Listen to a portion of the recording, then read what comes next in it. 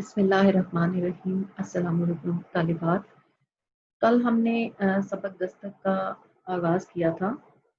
سبق دستک جیسا کہ آپ کو میں بتا چکی ہوں کہ مصنف اس کے مرزا ادیب ہیں، صنف ڈرامہ ہے اور ماخذ پس پردہ، یعنی ان کی جو ڈراموں کی کتاب پس پردہ ہے یہ ڈرامہ اس میں سے لیا گیا ہے۔ اور آپ کو یہ بات بھی میں نے بتائی تھی کہ اس کا نام دستک جو ہے یہ دراصل ایک تمثیل ہے۔ اس میں دستک جو ہے یہ اس سے مراد دروازے کی دستک ہرگز نہیں ہے، بلکہ یہ انسان کے ضمیر کی آواز ہے، یعنی انسانی ضمیر کی آواز کو دستک کا نام دیا گیا ہے۔ اب سوال یہ پیدا ہوتا ہے کہ ضمیر کیا ہے؟ تو یوں سمجھ لیجئے کہ ضمیر ایک ایسا معیار ہے، ہر انسان کے اندر اللہ نے ایک ایسا پیمانہ، ایک ایسی کسوٹی رکھی ہے جس کے ذریعے ہم یہ جان سکتے ہیں کہ ہم نے کچھ اچھا کیا یا برا کیا۔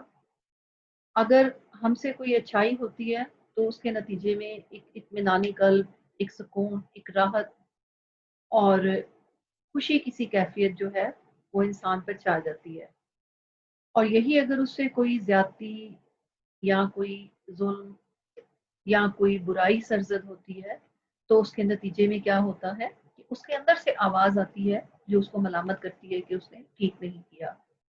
تو یہی ہمارا ضمیر ہے جو ہمیں اچھائی یا برائی کی نشاندہی کرتا ہے اور جس کے لیے ہم خود کو جواب دہ ہوتے ہیں۔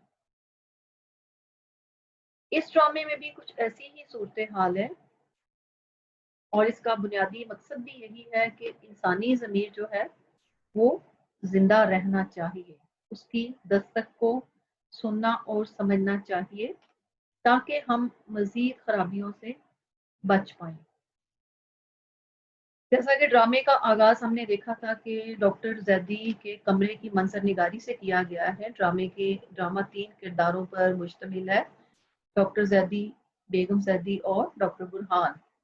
ڈاکٹر زیدی جو ہے وہ ان کی عمر 55 سال بتائی گئی ہے اور حلیہ ان کا کچھ یوں بیان کیا گیا ہے کہ فرینچ کٹ ان کی داڑھی ہے، سردیوں کا موسم ہے، کمبل لپیٹے ہوئے وہ اپنے پلنگ پر بیٹھے ہوئے ہیں اور ان کی بیگم جو ہے وہ شال اوڑے ہوئے ایک رسالے کا مطالعہ کر رہی ہیں۔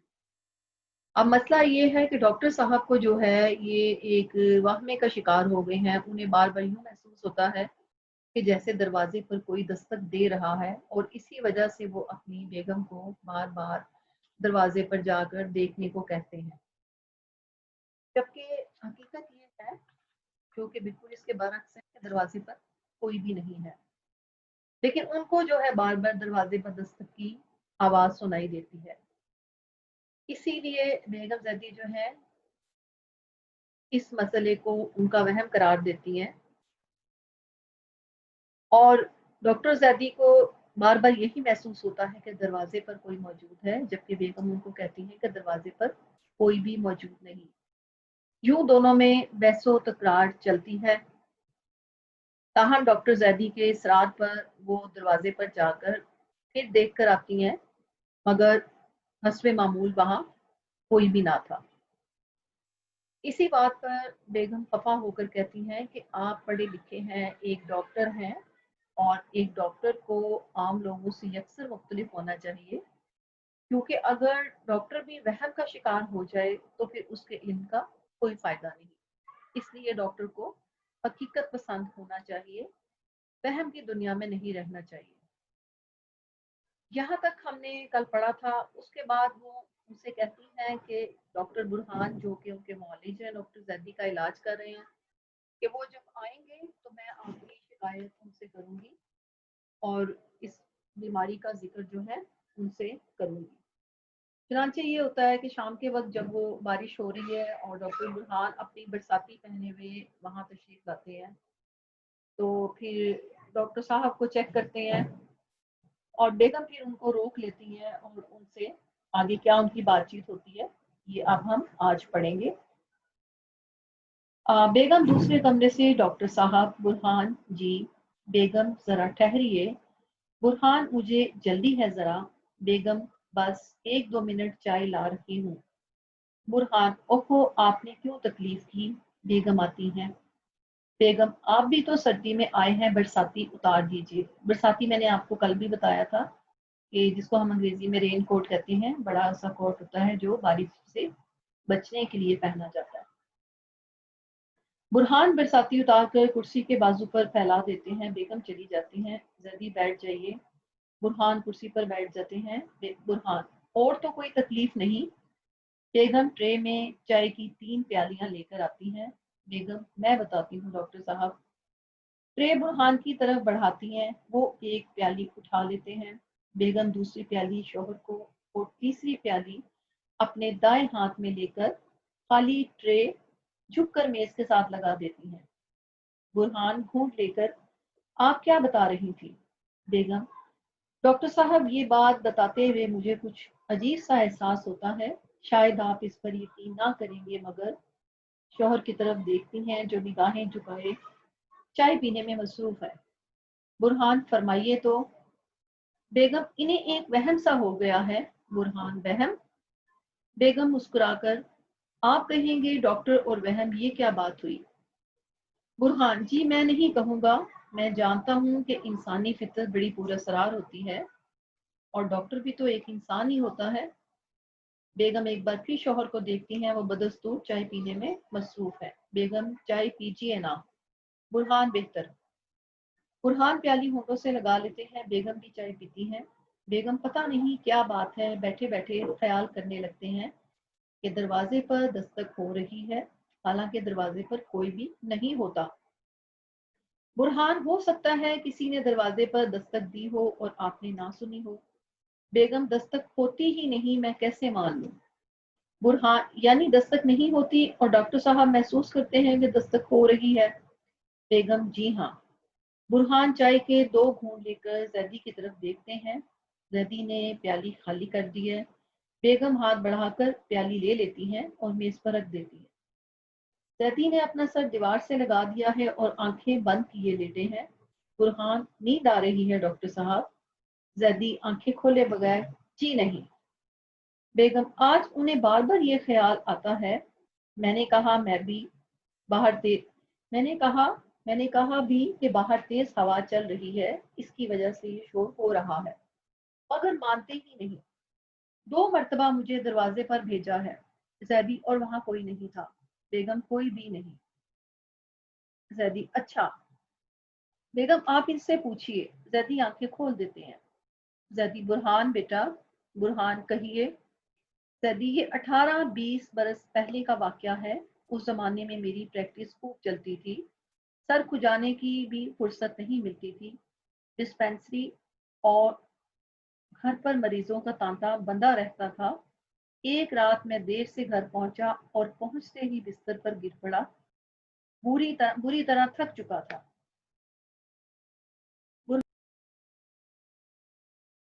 कुछ देर बाद में मेरे नौकर ने आकर बताया कि कोई बड़े मियाँ आए हैं और आपको साथ ले जाना चाहते हैं। मैंने इनकार कर दिया और नौकर से कहा कि बड़े मियाँ को वापस भेज दो, मगर उसके रोकने के बावजूद वो बूढ़ा मेरे कमरे में आ गया और मिन्नत समाजत करने लगा कि मेरा बेटा सख्त बीमार है, पहले भी आपकी दवा से शिफा हुई थी, चलकर देख लें। मगर मेरी आंखें बंद हुई जा रही थी।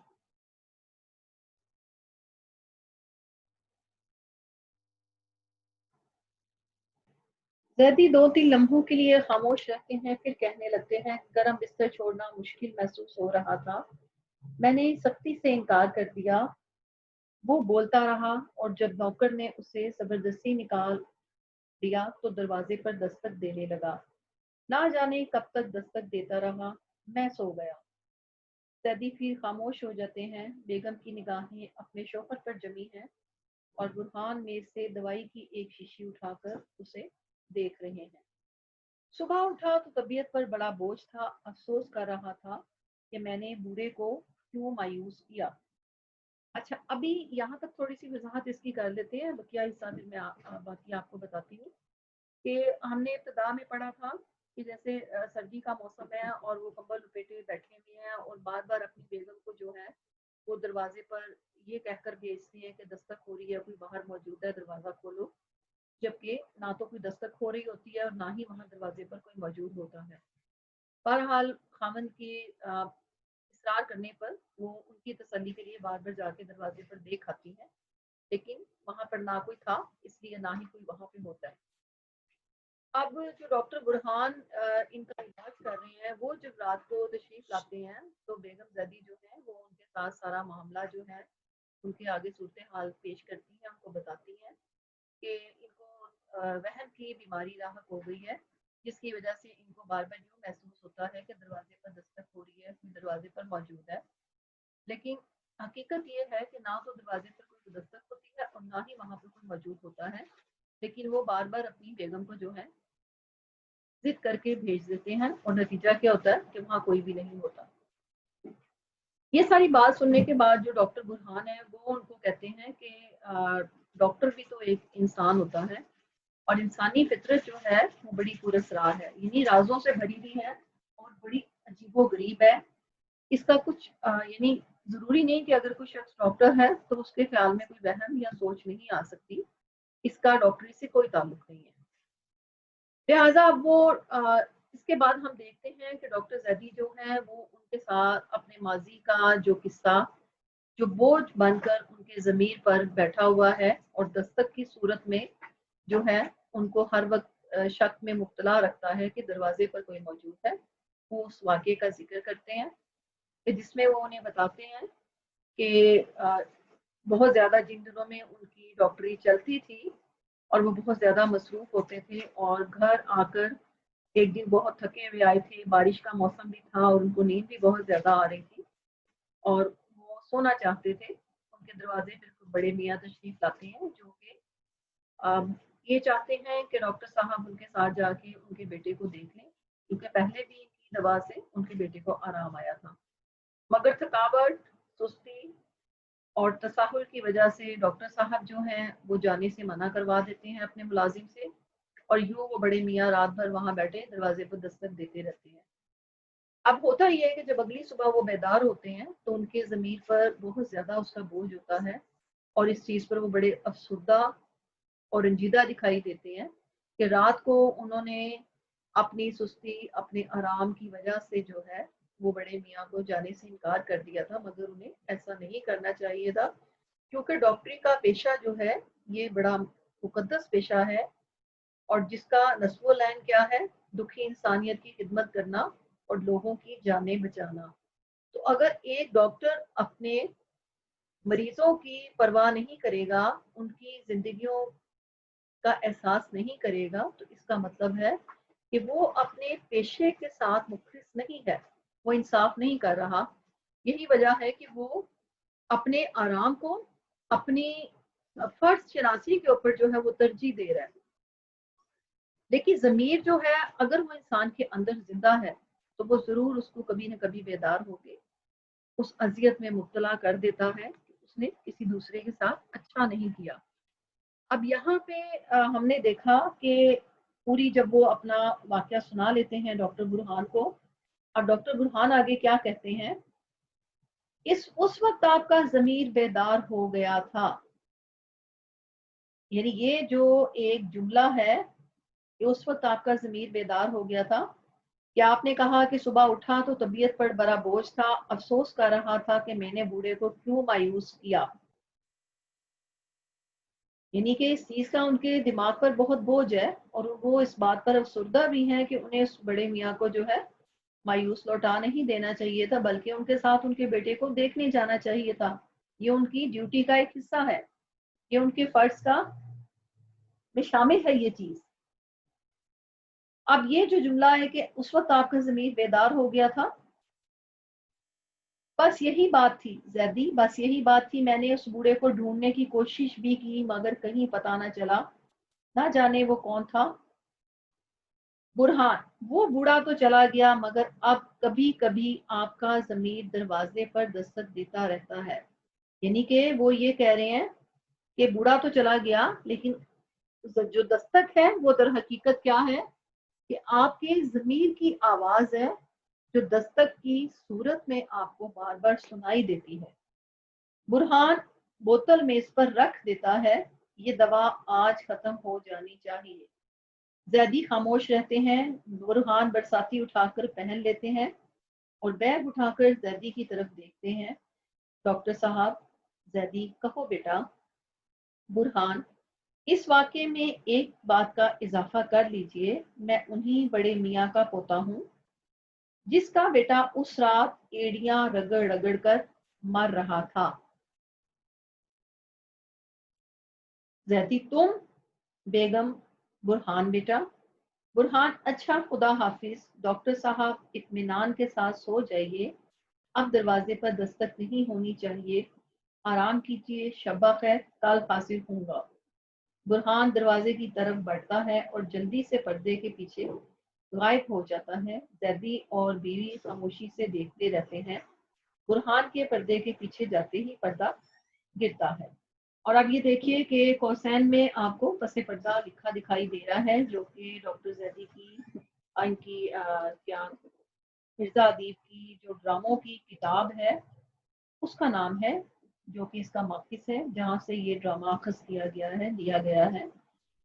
اب آپ دیکھیں کہ یہ جو ایک جملہ ہے کہ اب کبھی کبھی آپ کا ضمیر دروازے پر دستک دیتا رہتا ہے، یہی در حقیقت اس پورے سبق کا جو ہے مرکزی خیال ہے یا سینٹرل آئیڈیا ہے، جس کے اوپر اس ڈرامے کا، اس کہانی کا نام جو ہے دستک رکھا گیا ہے۔ یعنی دستک جو ہے وہ ایک تمثیل ہے ضمیر کی آواز کی، کہ ڈاکٹر نے جو ہے اپنے فرش شناسی سے کام نہ لیتے ہوئے اپنے آرام کو زیادہ ترجیح دی، اور یہی وجہ ہے کہ اگلی صبح وہ جب سو کر اٹھا تو اس کے دل و دماغ پر اس بات کا بہت بوجھ تھا کہ اس نے بڑے میاں کی بات کیوں نہ مانی، کیوں نہ اس کے بیٹے کو دیکھنے کے لیے وہ رات کو چلا گیا۔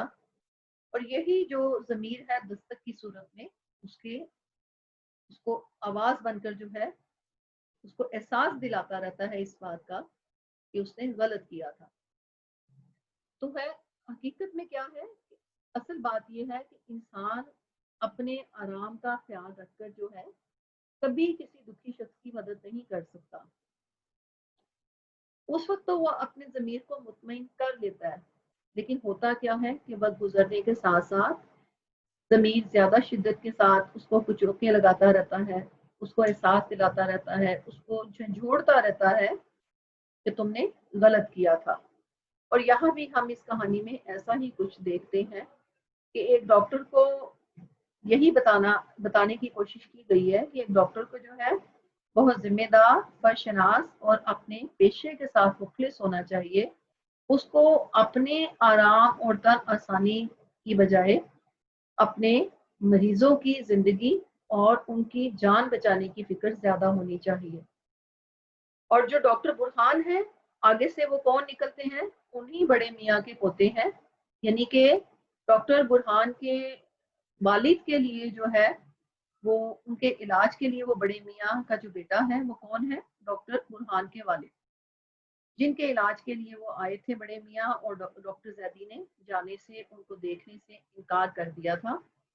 اب وہ یہی ان کو بتا رہے ہیں کہ اب آپ کے دماغ پر دستک کی آواز کا بوجھ نہیں ہونا چاہیے، کیوں کہ انہی بڑے میاں کا میں پوتا ہوں جن کے ساتھ آپ نے جانے سے انکار کر دیا تھا۔ یعنی اس کا مطلب کیا ہے کہ ان کا بیٹا ایڑیاں رگڑ رگڑ کر مرا نہیں تھا، بچ گیا تھا۔ آج میں اس آدمی کا بیٹا ہوں جس کے لیے آپ کو جانے کے لیے کہا گیا تھا اور آپ نہیں گئے تھے، اس کا مطلب ہے کہ وہ زندہ ہے، بچ گیا تھا، اب میں اس کا بیٹا، میں بھی ایک ڈاکٹر ہوں۔ اب یہاں تک یہ ساری اس کی کہانی تھی۔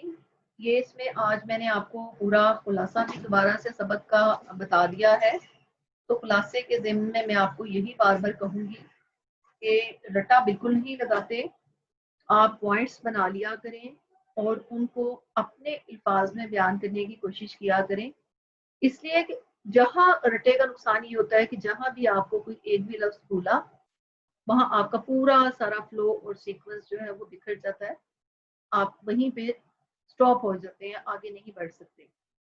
لہٰذا یہ آپ نے کوشش کرنی ہے۔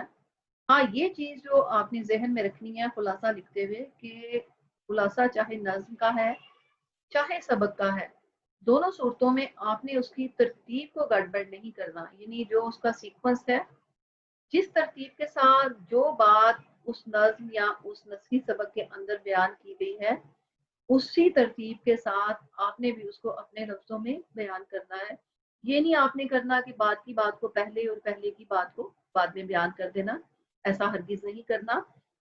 असल खुलासे की रिक्वायरमेंट यानी इसका जो तकाजा है, जो इसकी ज़रूरत है, वो यही है।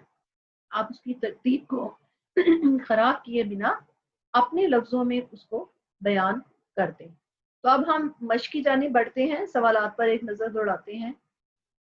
पहला सवाल है कि डॉक्टर जैदी दरवाजे पर जो दस्तक सुनते थे उसकी असल वजह क्या थी।